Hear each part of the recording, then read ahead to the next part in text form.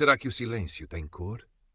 Para David Silva, de 17 anos, o silêncio era uma capa protetora, uma tonalidade escura e discreta que ele vestia todos os dias na esperança de se tornar invisível. Os corredores do Colégio Almada Negreiros, uma fortaleza de privilégio aninhada entre os casarões da Lapa em Lisboa, não eram o seu território natural. Ele caminhava por eles como quem atravessa um campo minado, cada passo calculado, a respiração suspensa. A sua pele, de um castanho profundo, herança dos seus pais cabo-verdianos, parecia absorver a luz fria das lâmpadas fluorescentes, destacando-o ainda mais contra o mármore pálido e os uniformes impecáveis da maioria dos alunos, cuja brancura parecia quase um requisito não escrito daquele estabelecimento. David era bolseiro, uma palavra que, para alguns, soava a oportunidade, mas que para ele, naquele ambiente, ecoava como um lembrete constante da sua diferença, da distância social que o separava dos seus colegas. O seu mundo, antes preenchido com os cheiros e sons vibrantes de um bairro mais modesto na periferia de Lisboa, fora substituído por este universo de sussurros contidos, de olhares oblíquos e de uma polidez que, por vezes, cortava mais do que qualquer insulto direto. Trazia consigo o peso dos sacrifícios dos pais, o cheiro do café forte que a mãe fazia de madrugada antes de sair para as limpezas e o toque áspero das mãos do pai, marcadas pelo trabalho nas obras. Essas memórias eram a sua armadura e o seu fardo. O seu refúgio era um caderno de capa preta, gasto nas bordas, onde a sua mão, geralmente hesitante nas interações sociais, ganhava uma confiança surpreendente. Aí o grafite deslizava, criando mundos, rostos, emoções que ele não ousava expressar em voz alta. Desenhar era respirar. Era a sua forma de gritar em silêncio. Gonçalo Vasconcelos, 18 anos, não conhecia o silêncio. A sua voz, como a sua presença, preenchia todos os espaços. Loiro, de olhos azuis frios como o Tejo em dias de inverno, e com a postura de quem nasceu para mandar, Gonçalo era a antítese de David. Filho de um influente empresário com ligações profundas à velha Lisboa, ele personificava o privilégio e a arrogância que David tanto temia e desprezava em segredo. Para Gonçalo, o Colégio Almada Negreiros era o seu reino, e David, com a sua pele escura e a sua bolsa de estudos, era um intruso, um alvo fácil para o seu tédio e para a sua necessidade de afirmação. As microagressões começaram subtis. Um esbarrão acidental no corredor, um comentário sobre o exotismo do seu cabelo crespo, um sorriso condescendente quando David hesitava em responder a uma pergunta do professor. Pequenas farpas, quase invisíveis para os outros, mas que se enterravam profundamente na pele de David. Ele tentava ignorar, encolher-se ainda mais na sua capa de invisibilidade, mas era como tentar parar a maré com as mãos. A professora Sofia Antunes, de literatura portuguesa, era uma das poucas docentes que parecia notar as correntes subterrâneas que agitavam a aparente tranquilidade da turma. Os seus olhos perspicazes, por detrás de uns óculos de massa coloridos, acompanhavam David com uma preocupação discreta. Ela via a inteligência contida no seu olhar, a forma como ele absorvia cada palavra, mesmo que raramente participasse. E via também o brilho predador nos olhos de Gonçalo sempre que este se fixava em David. O dia em que o silêncio de David começou a estilhaçar-se foi uma terça-feira cinzenta, daquelas em que o céu de Lisboa parece chorar uma chuva miudinha e persistente. Aula de educação física. O cheiro a suor e a borracha pairava nos balneários masculinos, um espaço de vulnerabilidade crua onde as hierarquias da escola se manifestavam sem filtros. David tentava trocar de roupa rapidamente, de costas para o burburinho, desejando apenas desaparecer. Olha quem é ele, o nosso artista exótico. A voz de Gonçalo cortou o ar, carregada de escárnio. Risos ecoaram dos seus acólitos habituais, rapazes que orbitavam Gonçalo como luas menores. David não se virou. Continuou a enfiar a t-shirt, o coração a martelar contra as costelas. Sentiu a aproximação deles, a mudança na energia do espaço. Não nos ouves, Silva. Gonçalo estava agora atrás dele. David podia sentir o seu hálito quente na nuca. Ou será que na tua terra não ensinam boas maneiras? Deixa-me em paz, Gonçalo, murmurou David, a voz quase inaudível. Deixar-te em paz? Gonçalo riu, um som oco e desagradável. De repente, um empurrão forte enginchou as costas de David, projetando-o contra os cacifos metálicos. O caderno de desenho que ele segurava firmemente caiu ao chão, abrindo-se e espalhando algumas folhas. O que é isto? A tua arte tribal? Gonçalo apanhou uma das folhas, um retrato a carvão de uma mulher idosa com um olhar profundo e triste, a avó de David. Amachucou o papel com um sorriso cruel e atirou-o para um canto. Devias era dedicar-te a coisas mais úteis, como limpar isto, por exemplo. Apontou para o chão molhado. Os outros riram. David sentiu o sangue a ferver, uma raiva impotente a subir-lhe pela garganta. Os seus punhos cerraram-se, mas ele permaneceu imóvel, os olhos fixos no desenho amarrotado da sua avó. As lágrimas picavam-lhe os olhos, mas ele recusava-se a chorar à frente deles. Aquele episódio, testemunhado por vários colegas que rapidamente desviaram o olhar ou fingiram não ver, foi o ponto de viragem. A humilhação pública, o insulto à sua herança e à sua arte acenderam algo em David. A capa da invisibilidade começava a parecer demasiado pesada, demasiado sufocante.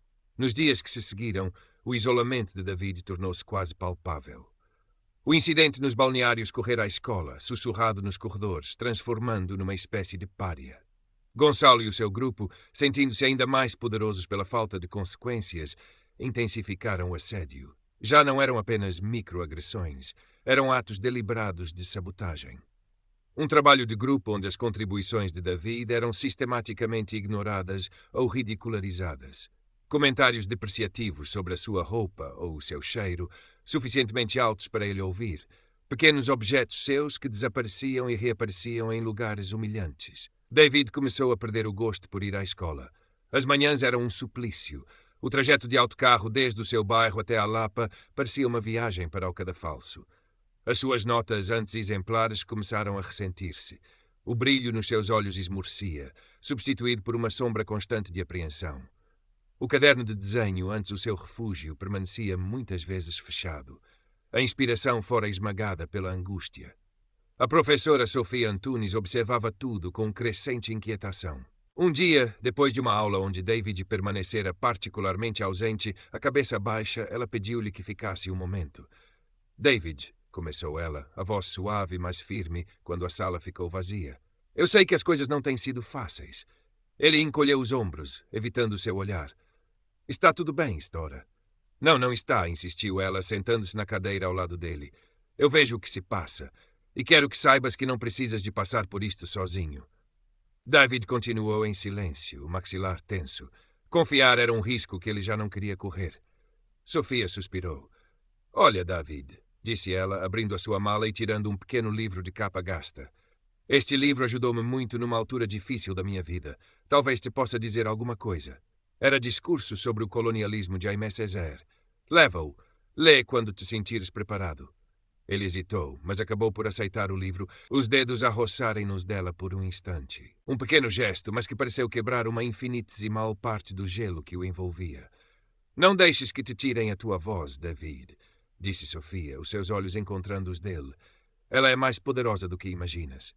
As palavras da professora ecoaram na mente de David nos dias seguintes. O livro de Césaire, com a sua crítica incisiva à opressão e a sua exaltação da dignidade, começou a despertar nele uma nova perspectiva.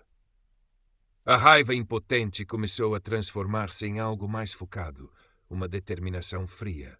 Ele não podia continuar a ser uma vítima passiva. Inspirado também por histórias de resistência que a professora Sofia lhe contara subtilmente nas aulas, David começou com cautela a documentar os atos de Gonçalo. Um pequeno gravador de voz escondido no bolso durante as interações mais hostis. Fotografias discretas tiradas com o telemóvel a trabalhos seus sabotados. Anotações detalhadas de datas locais, palavras exatas. Cada registro era um pequeno ato de rebelião, um passo para recuperar o controle da sua narrativa. Ainda tinha medo, um medo que lhe gelava o estômago, mas agora havia também um propósito. Os seus desenhos também mudaram. Em vez de paisagens melancólicas, começou a desenhar rostos com expressões de desafio, figuras que se erguiam das sombras. O Colégio Almada Negreiros fervilhava com a antecipação do Prémio Jovem Talento Almada, uma competição anual de arte e design que oferecia ao vencedor uma cobiçada bolsa de estudos para uma prestigiada Universidade de Artes em Londres. Era o pináculo do reconhecimento para qualquer aluno com aspirações artísticas na escola, e a competição era feroz. Gonçalo Vasconcelos, que se considerava um artista incompreendido, apesar de raramente demonstrar verdadeiro empenho ou originalidade, estava determinado a ganhar. Não tanto pela arte, mas pelo prestígio, pela validação que isso traria ao seu já inflado ego e, claro, para impressionar o pai, que via a arte como um passatempo aceitável, desde que associado ao sucesso e ao estatuto. David, por outro lado, hesitava. A sua paixão pelo design gráfico e pela ilustração era profunda, mas a ideia de expor o seu trabalho, a sua alma, naquele ambiente hostil, paralisava-o. No entanto, um dos projetos em que vinha trabalhando secretamente era particularmente especial. Inspirado pelas cores vibrantes e pelos padrões geométricos da arte africana, misturados com uma estética urbana e moderna, ele criara uma série de ilustrações digitais para uma campanha fictícia de consciencialização sobre a diversidade cultural. Era um trabalho poderoso, original e profundamente pessoal. A professora Sofia, a quem ele mostrara timidamente alguns esboços, ficara maravilhada e incentivara-o vivamente a concorrer. Numa tarde, enquanto David trabalhava no projeto na sala de informática, quase vazia, precisou de se ausentar por alguns minutos. Deixou o computador ligado, o ficheiro aberto, confiando na aparente tranquilidade do momento. Foi um erro crasso. Gonçalo, que entrara na sala à procura de um carregador esquecido, viu o ecrã de David. A qualidade do trabalho, a originalidade do conceito, atingiram-no com uma mistura de inveja e uma súbita, maliciosa ideia. Com um olhar rápido para se certificar de que ninguém o via, copiou os ficheiros para uma pendrive disfarçada e apagou o histórico recente do computador de David. David regressou e não notou nada de anormal. Continuou a trabalhar, alheio ao roubo que acabara de sofrer. Semanas mais tarde, o anúncio dos finalistas do Prémio Jovem Talento Almada foi afixado. O nome de Gonçalo Vasconcelos estava no topo da lista, o seu projeto descrito como uma abordagem inovadora e multicultural ao design contemporâneo. David sentiu um nó no estômago ao ler a descrição. Parecia familiar. Entretanto, por um impulso quase desesperado e para provar a si mesmo que ainda conseguia criar, David submetera uma pequena série de ilustrações mais modestas, retratos estilizados de figuras anónimas da sua comunidade, capturando a sua dignidade e resiliência, a um concurso online de uma pequena galeria de arte alternativa em Alfama, o Beco das Artes. Não esperava nada. O dia da exposição dos projetos finalistas do Prémio Almada chegou. David caminhou pela sala, o coração pesado. E então viu o projeto de Gonçalo. Eram as suas ilustrações, as suas cores, as suas ideias, ligeiramente alteradas, com uma assinatura diferente, mas inegavelmente o seu trabalho. Uma onda de náusea e fúria percorreu-o. Gonçalo, ao seu lado, exibia um sorriso triunfante enquanto recebia os parabéns dos professores e colegas. Impressionante, não acha, Silva? Disse Gonçalo com um toque de escárnio na voz ao ver David paralisado diante do painel. Chama-se talento. Algo que não se aprende com bolsas. David não respondeu. Apenas sentiu o chão a fugir-lhe dos pés. Aquele roubo era mais do que um plágio. Era um ataque à sua essência, à sua voz. No mesmo dia, ao chegar a casa, desolado, David recebeu um e-mail. Era da Galeria Beco das Artes.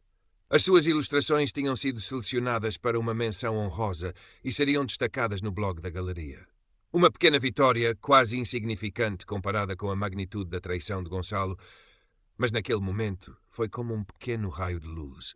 O blog da galeria, embora pequeno, tinha alguns seguidores fiéis no meio artístico alternativo de Lisboa.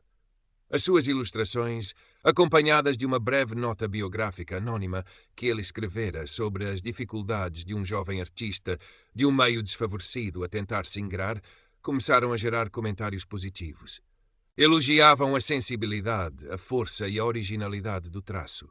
A professora Sofia, que seguia o blog, reconheceu imediatamente o estilo inconfundível de David. E, ao mesmo tempo, uma inquietação começou a crescer nela. Ela vira o projeto de Gonçalo na exposição da escola. As semelhanças eram demasiado flagrantes para serem coincidência. A situação de Gonçalo, no entanto, estava prestes a complicar-se de uma forma que ele não antecipara.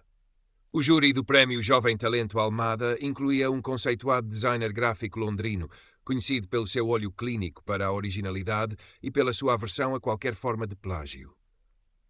Ele ficara impressionado com o projeto de Gonçalo, mas algo o deixara com uma pulga atrás da orelha. Uma certa dissonância entre a aparente sofisticação do conceito e a superficialidade de algumas respostas de Gonçalo durante a breve entrevista com os finalistas. Através de contactos e de uma pesquisa mais aprofundada online, Motivada por um vago sentimento de déjà vu, o designer londrino acabou por tropeçar no blog do Beco das Artes e nas ilustrações premiadas de David. O choque foi imediato. A semelhança não era apenas flagrante, era uma cópia quase integral de elementos-chave e do conceito. A professora Sofia, ao perceber o que estava a acontecer e temendo pela injustiça que se abateria sobre David, decidiu agir com cautela. Contactou David, partilhou as suas suspeitas e encorajou-o a reunir todas as provas da autoria do seu trabalho. Os esboços originais, os ficheiros com datas de criação anteriores, qualquer comunicação que tivesse tido sobre o projeto. O medo de David era palpável, mas a perspectiva de ver Gonçalo triunfar com o seu trabalho roubado era insuportável. A notícia do possível plágio começou a circular discretamente nos corredores da direção do Colégio Almada Negreiros. O designer londrino contactara a organização do prémio, expressando as suas sérias preocupações. A família Vasconcelos, ao ser informada da situação delicada, moveu imediatamente as suas influências. O pai de Gonçalo, um homem habituado a resolver problemas com poder e dinheiro, tentou abafar o caso. Foram feitas sugestões à direção da escola para desvalorizar as acusações, para proteger a reputação da instituição e de um dos seus alunos mais promissores. Chegaram mesmo a contactar David, através de um intermediário, oferecendo-lhe uma compensação generosa e a promessa de futuras oportunidades se ele se mantivesse em silêncio e retirasse qualquer queixa. A oferta era tentadora para um jovem na sua posição, mas as palavras da professora Sofia sobre dignidade e a imagem do seu desenho da avó, amarrotado no chão do balneário, ecoavam mais alto. David encontrava-se numa encruzilhada. O medo de represálias era real. A influência da família Vasconcelos era imensa. Mas a perspectiva de se calar, de permitir que aquela injustiça prevalecesse, era como uma traição a si mesmo, à sua arte e a todos os sacrifícios que os seus pais tinham feito. A professora Sofia, percebendo a angústia de David, não o pressionou, mas lembrou-lhe que a verdade tinha uma forma teimosa de vir à tona e que a coragem não era a ausência de medo, mas a ação apesar dele. Ela própria começara a recolher depoimentos de outros alunos que tinham testemunhado o bullying de Gonçalo, construindo um dossiê silencioso. O clímax deu-se não numa cerimónia faustosa, mas numa reunião tensa e carregada de eletricidade na sala de reuniões da direção do colégio. De um lado da longa mesa de mogno polido estavam Gonçalo e os seus pais, a Sra. Vasconcelos com um ar de desprezo gélido, o Sr. Vasconcelos emanando uma aura de poder e impaciência. Do outro lado, David, acompanhado pela professora Sofia, que insistira em estar presente como sua testemunha e apoio moral. O diretor da escola, um homem habituado a navegar as águas turvas da política escolar e das pressões dos pais influentes, presidia a reunião com um ar visivelmente desconfortável. Sr. Silva, começou o diretor, a voz untuosa, compreendemos que houve um lamentável mal-entendido relativamente à originalidade do projeto do seu colega Gonçalo. O Sr. Vasconcelos interrompeu, a voz grave e autoritária. Mal-entendido é a palavra certa, Sr. Diretor. O meu filho é um jovem de grande talento e integridade. Estas acusações são infundadas e francamente insultuosas. Gonçalo, sentado ao lado do pai, mantinha uma fachada de indignação arrogante, mas um observador atento notaria o ligeiro tremor nas suas mãos e a forma como evitava o olhar de David. Foi então que David, com uma calma que surpreendeu a si mesmo, começou a falar. A sua voz, inicialmente baixa, ganhou firmeza à medida que apresentava os seus esboços originais. Os ficheiros digitais com os metadados intactos que comprovavam as datas de criação e até mesmo as pequenas notas que tinha feito sobre o conceito meses antes de Gonçalo sequer sonhar com o projeto. A professora Sofia corroborou o seu testemunho, descrevendo o processo criativo de David e a sua paixão pelo tema. Este não é apenas um projeto para mim, disse David. Os seus olhos encontrando finalmente os de Gonçalo, que desviou o olhar. É a minha história. São as minhas raízes. E o senhor roubou-as. A acusação pairou no ar, direta e inegável. A Sr. Vasconcelos tentou intervir, falando de coincidências artísticas e da imaginação fértil de alguns jovens, mas a solidez das provas de David era esmagadora. O diretor, percebendo que a situação era insustentável e que o escândalo poderia manchar irremediavelmente a reputação da escola, especialmente com o envolvimento do jurado internacional, começou a ceder. O golpe final veio quando a professora Sofia, com uma expressão grave, apresentou um pequeno dossiê. E isto, senhor diretor, senhor Isirei Vasconcelos, são testemunhos de outros alunos. Testemunhos sobre um padrão de comportamento que vai muito além de um mal-entendido artístico. Falam de bullying, de intimidação e de discriminação racial. O silêncio que se seguiu foi pesado, denso. A arrogância de Gonçalo desmoronou-se. Encolheu-se na cadeira, o rosto pálido, incapaz de sustentar o olhar reprovador do diretor e o misto de decepção e fúria nos rostos dos seus próprios pais, que começavam a perceber a verdadeira dimensão do problema e a impossibilidade de o abafar. A reunião terminou com a promessa de uma investigação completa, tanto ao plágio como às alegações de bullying. O prémio de Gonçalo foi suspenso. A sua fachada de intocável ruíra espetacularmente. Nos meses que se seguiram, a vida no Colégio Almada Negreiros sofreu um abalo. A investigação confirmou o plágio de Gonçalo e a veracidade de muitas das acusações de bullying. As consequências foram severas. Gonçalo foi despojado do prémio, que foi corretamente atribuído a David numa cerimónia discreta, mas significativa. Mais do que isso, Gonçalo foi suspenso da escola pelo resto do ano letivo, e a sua readmissão ficou condicionada a um acompanhamento psicológico e à participação em programas de sensibilização para a diversidade e o respeito.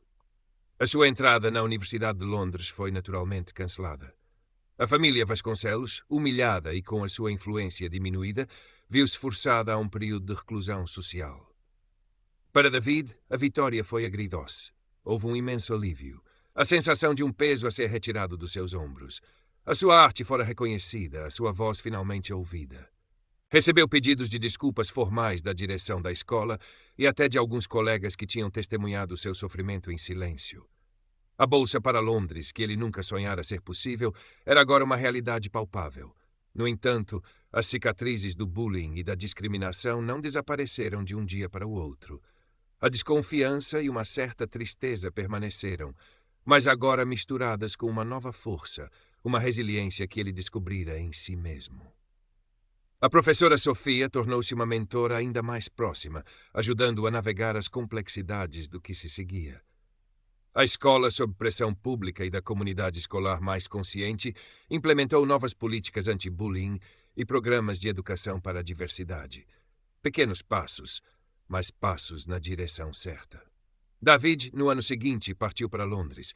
O seu trabalho artístico continuou a explorar temas de identidade, justiça e resiliência, ganhando reconhecimento em círculos mais vastos. Ele nunca esqueceu as suas raízes, nem o preço da sua dignidade. Anos mais tarde, numa visita a Lisboa para uma exposição sua numa Galeria da Baixa, David reencontrou Gonçalo. Foi um encontro casual, num café. Gonçalo estava visivelmente mudado.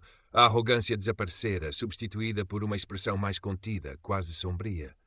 Aproximou-se de David com hesitação. Silva, David, disse ele, a voz baixa. Eu queria pedir-te desculpa pelo que te fiz na escola. Não há desculpa. Eu era um idiota. Pior que isso. David olhou para ele, o antigo opressor agora uma figura quase patética. Não sentiu ódio, apenas uma estranha e distante tristeza. Eu aceito as tuas desculpas, Gonçalo, respondeu David, a voz calma. Espero que tenhas aprendido alguma coisa com tudo aquilo. Tenho tentado, murmurou Gonçalo. Não é fácil olhar para o que foste. Ele contou brevemente que estava a trabalhar numa pequena ONG que apoiava jovens em risco, uma tentativa de encontrar algum significado. Não houve abraços, nem uma reconciliação efusiva, mas houve um breve aceno de cabeça, um reconhecimento tácito de um passado doloroso e da possibilidade, por mais ténue que fosse, de redenção. David continuou o seu caminho, o sol de Lisboa a aquecer-lhe o rosto. A luta contra o preconceito e a injustiça estava longe de terminar. Ele sabia disso. Mas naquele dia, ao sair daquele café, sentiu que a sua voz, antes um sussurro silenciado pela cor da sua pele e pelo medo, ecoava agora com a força tranquila de quem soube transformar a dor em arte e a opressão em liberdade. O silêncio para David já não era uma capa. Era o espaço entre as notas de uma canção de esperança que ele próprio aprendera a compor.